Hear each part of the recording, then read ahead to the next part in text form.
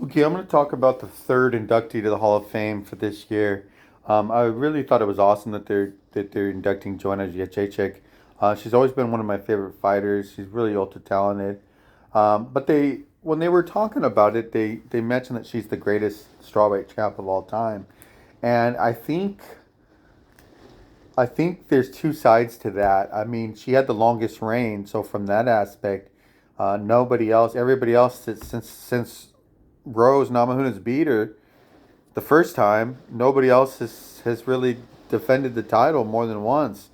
I mean, Rose defended against her once, and then now Jean Weili has the defense against Ximena Lemos. But the point is nobody was that consistent like Joanna Jędrzejczyk. I'm not going to sit here and say that the fighters that she defended the title against were lower caliber. They were, but not a whole lot. Jessica Andrade was one of them, so that's not a bad thing. Karolina Kowalkiewicz. I think you got to take it like a mixed grain of salt because Joanna did have the longest. She was the best champ for sure. She was the longest reigning champ. But if you were to say who is the best strawweight of all time, I mean, it's not Joanna. I mean, I think she had the talent to be that. Um, but she lost to Rose. She lost a close rematch. That puts Rose above her. Then Rose loses to Andrade, somebody who Joanna had beaten in the past. And so that made it kind of a weird situation at that point. But you still have to put Rose, who's 2-0 against Joanna, above her. And then Zhang Weili beats Andrade very easily.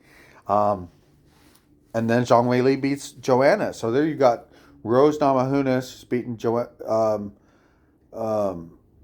twice. Zhang Weili had beat her and who'd go on to beat her again and knock her out. So there's no way Joanna is. And Joanna is probably my favorite fighter, in the strawweight division, or if not of all females, she's one of my favorites. So I like her better than all those other fighters. But I got to admit, she's not the greatest strawweight of all time, even though she had the most impressive championship run by far. Definitely the best champion of all time. But Rose won the title twice. She ended up winning the title by knocking out Zhang Weili and then beating Zhang Weili again. So even though that was close and the fight against the rematch against Joanna by Rose was close, Rose got those decisions. So I think puts Rose as the best. And then you got Carla Esparza who beat Rose, which Joanna had beaten to win the title. It's kind of a weird situation. But the thing is and then Joanna ended up beating Carla Esparza, who's now the champion. So you have Joanna, who never won the title back, but she had the longest impressive reign. Then you got the other champions who always seem to lose in the first title defense. But Carla Esparza was a two-time champ. Rose Namajunas was a two-time champ. Zhang Weili was a two-time champ. So the only one of those champs that you can put Joanna above is Jessica Andrade because she beat her. But all the other champs, including Carla Esparza, you have to put above Joanna as far as just because they lost the title, they're losing the title to other two-time champions. I think that it's misleading to say that Joanna's the greatest. When you say she's the greatest strawweight champ of all time, it makes it seem like she's the greatest fighter in that. And I think she had the tools to. But I think being overconfident against Rose was her downfall. And I honestly think I gave her the rematch against Rose 3 rounds to 2, but the judges didn't give it to her. So that's what counts. And fight with Zhang Weili was close. She could have made that a draw or given it to Joanna, but she's only won the title once. I got to give those other fighters. So my ranking out of the five champs or the five main champs in strawweight, you got to put Jessica Andrade number 5, Joanna Jędrzejczyk number 4, Carla Esparza number 3. I think if she would have beaten Zhang Weili, that would be hard. It'd be a clusterfuck. But you got to put Carla Esparza 3 right now. Was never a dominant champion. Number 2 would be. I mean,